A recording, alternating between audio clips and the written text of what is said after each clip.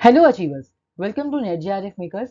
आज के हमारे इस लेक्चर में हम पढ़ने वाले हैं कैरेक्टरिस्टिक्स ऑफ रिसर्च, जहाँ पे हम डिस्कस करेंगे रिसर्च के कुछ इंपॉर्टेंट कैरेक्टरिस्टिक्स।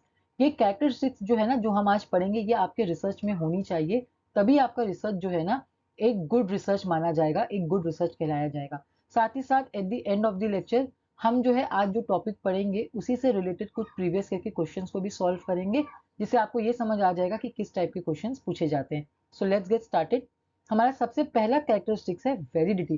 देखो, वैलिडिटी का मतलब ये होता है कि आपका जो रिसर्च है ना वो वैलिड होना चाहिए। अब हमारा रिसर्च वैलिड है, ये हमको किस तरह से पता लगता है?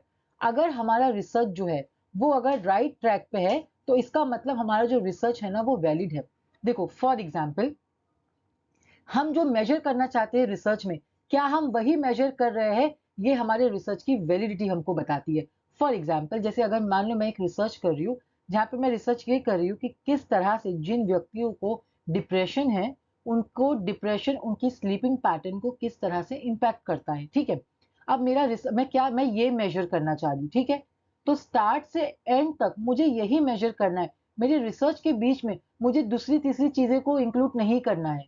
मैं जो मेजर करना चाह रही हूँ वही मेजर करना है हमको। हमारे रिसर्च का जो ट्रैक है हमको उससे उतरना नहीं है। ठीक है, तो अगर हमारा रिसर्च राइट ट्रैक पे है, इसका मतलब हमारा रिसर्च वैलिड है। जो हम मेजर करना चाह रहे हैं अगर हम वही मेजर कर रहे हैं, तो मतलब हमारा रिसर्च वैलिड है। Next is accuracy. देखो बेसिकली एक्यूरेसी बात करता है आपके रिसर्च के टूल्स के और रिसर्च के इंस्ट्रूमेंट, यानी कि जो भी रिसर्च के टूल्स एंड इंस्ट्रूमेंट आप यूज कर रहे हो, तो वो बताता है क्या आपका रिसर्च एक्यूरेट है। इन शॉर्ट, इजी वे में इसका बोलने का मतलब ये है कि जो भी आप डेटा कलेक्शन टूल यूज कर रहे हो, क्या वो एक्यूरेट है। फॉर एग्जाम्पल, देखो मान लो अब अगर हम ये रिसर्च कर रहे हैं कि एक मेडिसिन बनाई गई है और हमको ये देखना है कि क्या ये मेडिसिन लोगों के ऊपर काम कर रही है, तो इसके लिए हम किस तरह से डेटा कलेक्ट कर पाएंगे? हमारा बेस्ट टूल क्या होगा यहाँ पे? एक्सपेरिमेंट। हम अगर एक्सपेरिमेंट करेंगे, अगर हम लोगों को, यानी जैसे मान लो अगर हम डायबिटीज की मेडिसिन बना रहे हैं, तो अगर डायबिटीज के पेशेंट को हम वो मेडिसिन खिला के एक्सपेरिमेंट करेंगे, तो ही हमको रिजल्ट सही मिलेगा। क्या अगर मैं सर्वे करूंगी तो क्या हमको रिजल्ट सही मिलेगा? नहीं, हमको एक्यूरेट रिजल्ट किससे मिलेगा? आंसर एक्सपेरिमेंट से। ठीक है, नेक्स्ट इज रिलायबिलिटी। देखो रिलायबिलिटी का मतलब ये होता है कंसिस्टेंट रिजल्ट मिलना। रिलायबिलिटी का मतलब होता है कंसिस्टेंट रिजल्ट मिलना। फॉर एग्जाम्पल, एक रिसर्चर ने ऑलरेडी पहले एक रिसर्च किया है, ठीक है, और अगर बाद में कोई दूसरे रिसर्चर्स आके बार बार वही सेम रिसर्च को अगर रिपीट कर रहे हैं और उनको रिसर्च का रिजल्ट भी अगर सेम मिल रहा है, कंसिस्टेंट रिजल्ट, तो मतलब आपका रिसर्च जो है वो रिलायबल है। देखो फॉर एग्जाम्पल, मान लो 2023 में मैंने ये रिसर्च किया कि जिनको डिप्रेशन होता है, जो डिप्रेशन वाले लोग हैं, उनके स्लीपिंग के ऊपर इम्पैक्ट पड़ता है। मैंने एक प्रोसीजर यहाँ पे यूज किया, ठीक है, मैंने एक मेथड फॉलो किया और मुझे रिजल्ट मिल गया। ठीक है, अब इसी इस रिसर्च को 2024 में कोई दूसरे रिसर्चर्स आए, उन्होंने सेम सिचुएशन, यानी कि सेम सिचुएशन कि डिप्रेशन है और डिप्रेशन वाले लोगों की स्लीपिंग में कैसे इम्पैक्ट होता है, सेम उन्होंने सेम सिचुएशन लिया। मैंने जो मेथड यूज किया था उन्होंने वही मेथड यूज किया, ठीक है, वही प्रोसीजर यूज किया, उनको भी सेम रिजल्ट मिला जो मुझे रिजल्ट मिला था। ठीक है, इसका मतलब क्या है? मेरा रिसर्च जो है हमारा वो रिलायबल है। सेम अगर 2025 में कोई दूसरा रिसर्चर आता है, वो सेम सिचुएशन, यानी कि वही डिप्रेशन किस तरह से स्लीपिंग को इम्पैक्ट करती है, अगर वो इसी चीज को मेजर कर रहा है, सेम मेथड यूज कर रहा है, मेरा ही वाला सेम प्रोसीजर यूज कर रहा है, सेम रिजल्ट मिल रहा है उसको, इसका मतलब हमारा रिसर्च जो है वो रिलायबल है। Next is systematic. देखो रिसर्च जो है ना हमेशा सिस्टमैटिक होना चाहिए।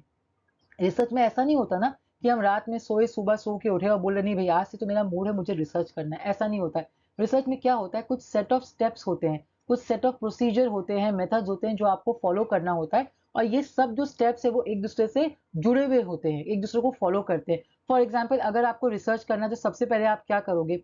आप एक रिसर्च प्रॉब्लम सेलेक्ट करोगे। प्रॉब्लम का मतलब यहाँ पे होता है आपका रिसर्च टॉपिक जिसके ऊपर आपको रिसर्च करनी है। ठीक है, फिर आप क्या करोगे? आप ROL यानी रिव्यू ऑफ लिटरेचर करोगे, यानी कि आपसे पहले अगर किसी ने इस टॉपिक पे रिसर्च किया है, आप उनकी स्टडी उठा के देखोगे, इससे मिलती जुलते टॉपिक पे रिसर्च किया है उनकी स्टडी देखोगे, इससे आपको आइडिया मिलेगा। फिर आप दूसरा थर्ड फोर्थ स्टेप करोगे, हाइपोथेसिस करोगे, रिसर्च डिजाइन करोगे, आपको किस तरह से यहाँ पे जितने भी डेटा कलेक्ट करना है, ये सब आप स्टेप बाय स्टेप उसको फॉलो करोगे, इसलिए इसको हम बोलते हैं सिस्टमैटिक अप्रोच होता है। ठीक है, नेक्स्ट इज ऑब्जेक्टिविटी। देखो ऑब्जेक्टिविटी का मतलब ये होता है कि बायस फ्री, यानी कि आप जब रिसर्च कर रहे हो, आपकी रिसर्च की जो भी फाइंडिंग्स आ रही है, आपको रिसर्च में जो भी रिजल्ट मिल रहा है, आप उसके ऊपर कोई भी छेड़खानी मत करो, आप उसके अंदर अपनी सोच विचार मत डालो, जो रिजल्ट है उसके अंदर कोई भी आप मैनिपुलेशन मत करो, ठीक है, बायसनेस नहीं होना चाहिए।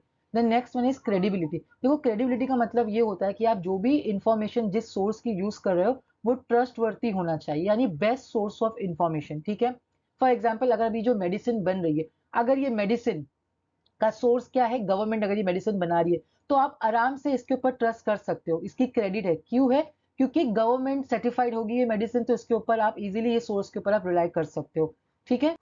हमारा नेक्स्ट कैरेक्टरिस्टिक्स है रेप्लीकेबल। देखो रेप्लीकेबल आपका रिसर्च कब होता है, जब आपका रिसर्च जो है वो रिपीटेबल होता है, यानी कि कोई दूसरा रिसर्चर अगर आपके रिसर्च को रिपीट कर सकता है तो इसका मतलब है आपका रिसर्च जो है वो रेप्लीकेबल होगा। लेकिन रेप्लीकेबल में देखो होता क्या है, रेप्लीकेबल में क्या होता है कि जो आपने, यानी जो आपने मान लो पहले आपने एक रिसर्च करी, ठीक है, अब एक न्यू रिसर्चर आया, वो क्या करेगा, आपके सेम मेथड को, यानी जो मेथड आपने फॉलो किया था वो आपका सेम मेथड फॉलो करेगा, सेम प्रोसीजर फॉलो करेगा, ठीक है, उसको सेम रिजल्ट मिलेगा। लेकिन यहां पे जो प्रॉब्लम होगी ना, यानी जो सिचुएशन होगी, जो प्रॉब्लम होगी वो डिफरेंट होगी, ठीक है।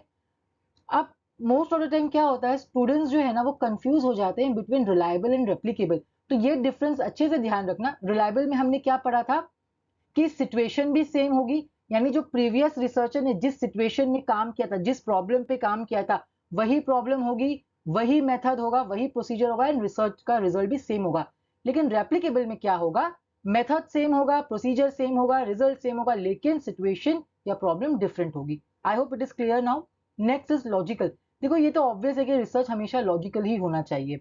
उसके बाद आता है एम्पेरिकल रिसर्च का। ये एम्पेरिकल एक बहुत ही इंपॉर्टेंट कैरेक्टरिस्टिक्स है। देखो एम्पेरिकल का मतलब क्या होता है कि आप जो भी रिसर्च कर रहे हो वो रियल लाइफ सिचुएशन से रिलेट होना चाहिए, ठीक है, रियल लाइफ सिचुएशन की प्रॉब्लम को वो रिसर्च आपका सॉल्व कर सके, रियल लाइफ सिचुएशन में यूज हो सके, ठीक है। Next is control. रिसर्च आपका हमेशा कंट्रोल्ड होना चाहिए। देखो जब हम रिसर्च करते हैं ना तो क्या होता है, हमको बहुत सारे ऐसे एक्सटर्नल फैक्टर्स होते हैं, एक्सटर्नल फैक्टर्स होते हैं जो हमारे रिसर्च के ऊपर ना इफेक्ट करते हैं। तो हमको उन हर एक्सटर्नल चीजों को कंट्रोल करके रखना है ताकि जो हमारा मेन रिसर्च है उसके ऊपर कोई भी इम्पैक्ट ना पड़ सके, ठीक है। Next is cyclical. रिसर्च जो है ना वो हमेशा साइक्लिकल इन नेचर होता है, रिसर्च जो है वो हमेशा साइक्लिकल होता है। क्यों हम इसको साइक्लिकल कहते हैं, क्योंकि हर एक रिसर्च जो है ना दूसरे रिसर्च को जन्म देता है, ठीक है। अब फॉर एग्जाम्पल आप ये समझो, जैसे सबसे पहले रिसर्च करी गई और फर्स्ट टाइम टीवी इन्वेंट करी गई, वो रिसर्च चालू था, यानी जहां पे वो एक पुराने टाइम की टीवी बन गई, वो रिसर्च साइक्लिकल देखो चलता रहा। आज हमारे पास क्या है, हमारे पास स्मार्ट टीवी है। ये कैसे हो पाया, क्योंकि रिसर्च क्या है, साइक्लिकल, वो हमेशा चलता ही रहता है। जैसे पहले मोबाइल फोन कीपैड वाला था, रिसर्च हुआ, सब हुआ, आज क्या है हमारे पास स्मार्टफोन है। तो इसलिए हम उसको साइक्लिकल इन नेचर कहते हैं, जो हमेशा एक दूसरे रिसर्च को जन्म देता है। उसके बाद लास्ट आता है जर्नलाइजेबिलिटी। ये रिसर्च का सबसे इंपॉर्टेंट कैरेक्टरिस्टिक्स है कि अगर आपका रिसर्च, आप कितना भी रिसर्च करो, आप हर स्टेप्स हर चीज प्रॉपर करो, लेकिन अगर आपका रिसर्च अगर जर्नलाइज नहीं हो पाया तो आपका रिसर्च कभी भी अच्छा रिसर्च नहीं होगा। जर्नलाइजेबिलिटी का मतलब होता है कि जो आपने रिसर्च किया, आपको जो भी रिजल्ट मिला है ना, उसको यूनिवर्सली एप्लीकेबल कराना, यूनिवर्सली एप्लीकेबल कराना, यानी कि जो अब आपको रिजल्ट की फाइंडिंग मिली है, इसको दुनिया का हर इंसान, पूरी पॉपुलेशन अब इसको इस्तेमाल कर सके, इससे अपनी प्रॉब्लम का सोल्यूशन फाइंड आउट कर सके, ठीक है। देखो फॉर एग्जांपल हेनरी फेयोल ने मैनेजमेंट के प्रिंसिपल्स को ऊपर काम किया था, रिसर्च किया, तो उन्होंने हमें मैनेजमेंट के प्रिंसिपल्स दिए, करेक्ट। उन्होंने तब कितने पुराने वक्त में उन्होंने रिसर्च किया था, ठीक है। लेकिन जो भी उनकी फाइंडिंग्स थी आज भी हम यूज करते हैं ना, क्योंकि जो उनको रिजल्ट मिला था वो आज भी यूनिवर्सली यूज हो रहा है। I hope everything is clear now.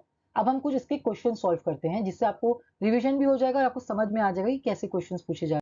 सो हमारा फर्स्ट क्वेश्चन है, one of the essential characteristics of research is replicability, generalisability, usability. देखो तीनों ही इंपॉर्टेंट है, जैसे सबसे इंपॉर्टेंट क्या अभी हमने पढ़ा कि इसको यूनिवर्सली एप्लीकेबल कराना, तो आंसर विल बी। हमारा सेकंड क्वेश्चन है, research that is done to examine the findings of someone else using the same variables but different people. यहाँ पे फाइंडिंग ऑफ समवन एल्स का मतलब का है कि पहले किसी रिसर्चर ने वो काम कर चुके हैं, हम उनका सेम वेरिएबल यूज कर रहे हैं।